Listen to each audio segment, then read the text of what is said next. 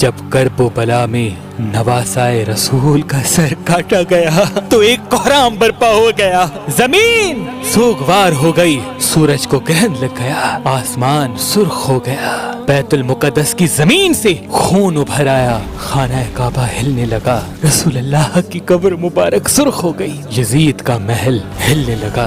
फौजे Yazid डर भी रही थी, लेकिन दौलत की लालच में वो इन तमाम अल्लाह के मौजज़ों को दरगुजर कर रही थी। सरे हुसैन जब नौके सिना पे आया तो अल्लाह की हम्द सना करने लगा, अल्लाह का शुक्र करने लगा। इमाम हुसैन कटे हुए सर से देख रहे हैं कि उनकी बहनों और बेटियों के सर से चादरों को लूटा जा रहा है, उनके खयाम को जलाया जा रहा है। वो अल्लाह को गवाह बना के अल्लाह की मर्जी में राजी हैं और फिर रसूल अल्लाह की नवासियों को कैदी बना के इमाम हुसैन अलैहिस्सलाम के कटे हुए सर के साथ कूफा और शाम की तरफ ले जाया गया, क्योंकि यजीद का ये हुक्म था कि सरे हुसैन काट के मेरे पास लेके आओ और रसूल अल्लाह की नवासियों को कैद करके जंजीरों में जकड़ के उनको पत्थर मारते हुए इस तरह से महल तक पहुंचाओ कि लोगों के दिलों में मेरा दबदबा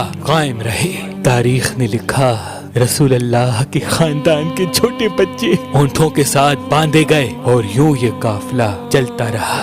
एक जगह अचानक से सरे हुसैन रुक गया। लोगों ने बहुत कोशिश की कि इमाम हुसैन अलैहिस्सलाम का सर आगे बढ़े, लेकिन वो नेज़ा जिस पे इमाम हुसैन का सर सवार था वो एक जगह कायम हो गया। शिमर ने इमाम सज्जाद से पूछा कि तुम्हारे बाबा का सर आगे क्यों नहीं बढ़ रहा? इमाम सज्जाद ने इमाम हुसैन के सर को देखा तो सर से आवाज आई, बेटा सज्जाद, मेरी सकीना ऊंट से गिर गई है, उसको ले आओ। उसके बगैर ये मंजिल अधूरी है। तारीख ने लिखा, जो रसूल अल्लाह के खानदान के छोटे छोटे बच्चे ऊँटों के साथ बांधे गए थे, उनमें जो जो बच्चा गिरता था वो ऊँटों और घोड़ों के पाँव में पामाल होके शहीद हो जाता था।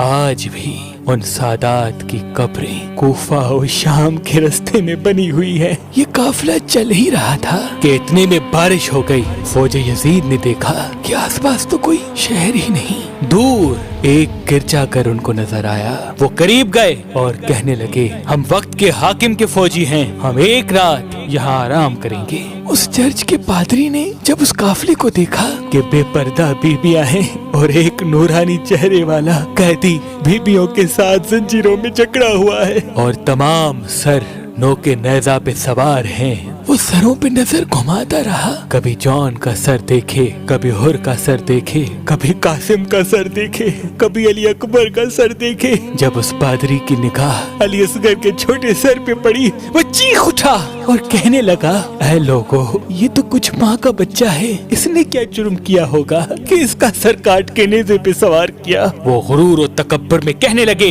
ये हमारे बादशाह को बादशाह नहीं मानते और जो हमारे बादशाह यजीद को नहीं मानेगा उसका हश्र यही होगा। इतने में उसकी निगाह एक घोड़े पे पड़ी जिसकी जुल्फों से गाजी अब्बास अलमदार का सर बंधा था। वो हैरत से पूछने लगा, ऐ लोगों, इस मुबारक सर को घोड़े की जुल्फों से क्यों बांधा है? शिविर कहने लगा, ये इन बागियों के अलम बरदार अब्बास का सर है, इसको नेज़े पे सवार करते हैं, सवार ही नहीं होता, तभी इसको घोड़े की जुल्फों से बांधा है। बस यूं सर को देखते देखते जैसे ही उस पादरी की सरे हुसैन पे निगाह पड़ी, वो ज़ारो कतार रोने लगा। शिविर ने पूछा, क्यों रो रहे हो? वो कहने लगा, मैंने अपनी जिंदगी में इतना नूरानी चेहरा पहले कभी नहीं देखा। इसके चेहरे का नूर बताता है ये अल्लाह के करीब है और किसी पाक खानदान से ताल्लुक रखता है। शिविर कहने लगा, हाँ, ये फातिमा का बेटा है। वो हैरत से पूछने लगा, कौन फातिमा? शिमिर ने कहा, फातिमा बिनते मोहम्मद। वो जमीन पे बैठ गया और चीख के कहने लगा, मोहम्मद रसूल अल्लाह। शिमिर ने कहा, हाँ। वो हैरत से पूछने लगा, ऐ बदबख्त, ये तो तुम्हारे रसूल का नवासा है, तुमने इन्हीं को ही कत्ल कर दिया। आज रात अगर रहना चाहते हो तो एक रात के लिए इस सर को मुझे दे दो, तुम चाहे जितना सोना लेना चाहो ले लो, एक रात के लिए इस हुसैन का सर मुझे दे दो। शिमिर ने कहा, हाँ ले लो, कल सुबह हम इसको लेके जाएंगे।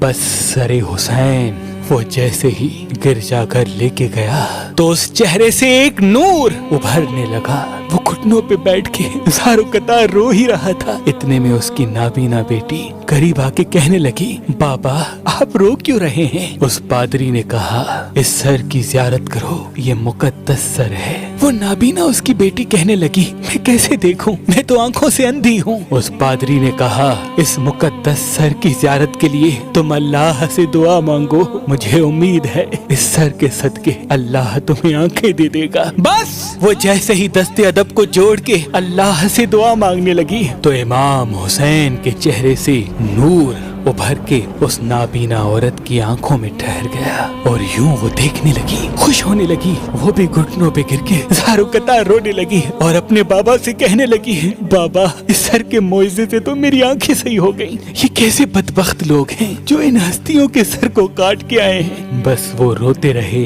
اور رات اختتام کو پہنچی۔ اس پادری نے بہت کوشش کی کہ سر حسین کو ان ظالموں کو واپس نہ کرے، لیکن فوج یزید نے ان پہ ظلم کر کے سر کو حاصل کیا اور رسول اللہ کے خاندان کو قید کر کے امام حسین کے سر کے ساتھ شام کی طرف رواں ہو گئے۔ سلام ہو رسول اللہ کے نواسے کے مبارک سر پر، سلام ہو ان پاک ہستیوں پر جو کائنات پہ حکومت رکھتے ہوئے بھی انسانیت کی بقا کے لیے ہر ظلم سہتے رہے۔